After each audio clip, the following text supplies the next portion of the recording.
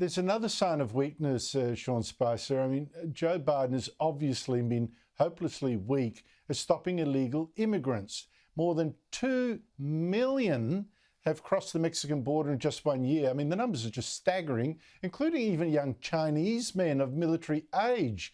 A boatload of illegals even landed in California last week.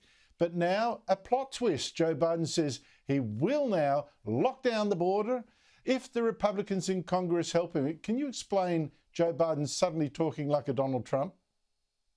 Yeah, well, there's two things, Andrew. Number one, I had Chad Wolf on my podcast today, and so folks in the around the globe, Australia, otherwise, can download it and listen to it. Chad was the acting Secretary of Homeland Security at the end of the Trump administration, and I asked him point blank, could President Biden be doing more at the border right now, unilaterally without Congress? And he listed off several things, including filing asylum in third-party countries, remain in Mexico, and the list went on.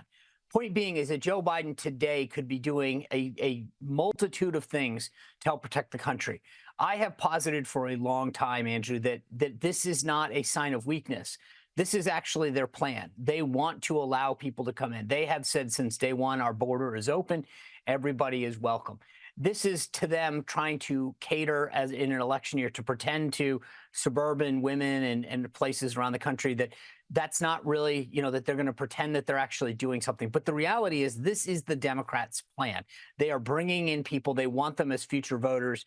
There's no question that that's what they're doing. And so him posturing this weekend and saying, if you pass legislation that he knows won't pass, right? So when you know something's not going to happen, it makes it a lot easier to act tough. And he's saying, I'd shut down the border on day one. Well, number one, he knows the legislation's not going to pass. Number two, he knows that he has the ability to do it right now. And number three, as I pointed out, he doesn't want to do it. He just wants to be able to cater to that part of his party that actually does care. But let's remember, a good chunk, probably a majority of the Democratic Party right now doesn't want a closed and secure border. They want people coming in. And so he's trying to have it both ways with his party right now. To those people who are worried, he wants to pretend that he's being tough.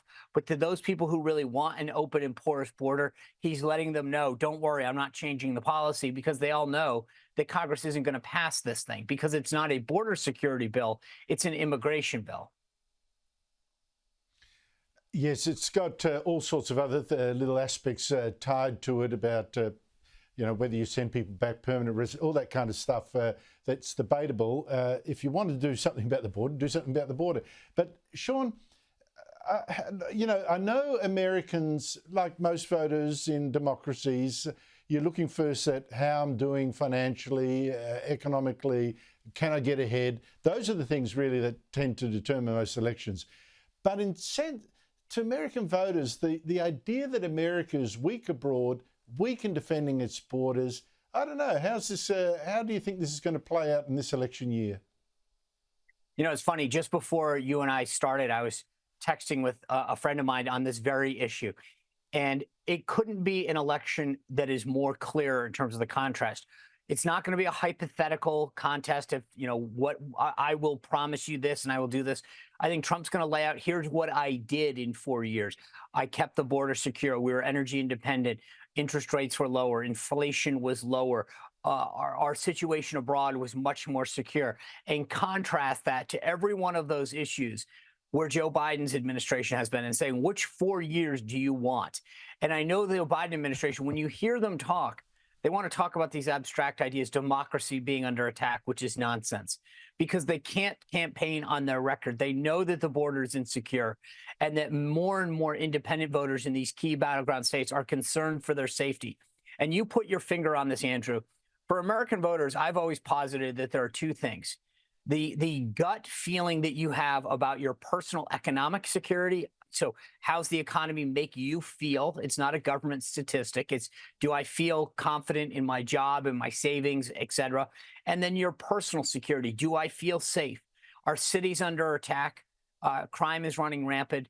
The border is open. Fentanyl's flowing into all sorts of communities. And the border situation isn't just about Texas and Arizona and California. Every community is now becoming a border community. And you saw the exit polls in New Hampshire, up there in New England. the number one issue coming out for voters was immigration. And so I think that to your question, this election is going to be a sharp contrast between 4 years of Donald Trump's policies and the 4 years of Joe Biden's policies, plain and simple.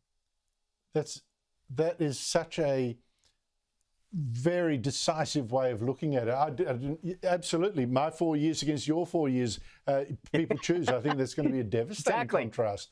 And it's just, and that's it. That's it. That's simple though, right? Sean Spicer, always great to talk to you. Thank you so much. My pleasure. Good to see you, Andrew.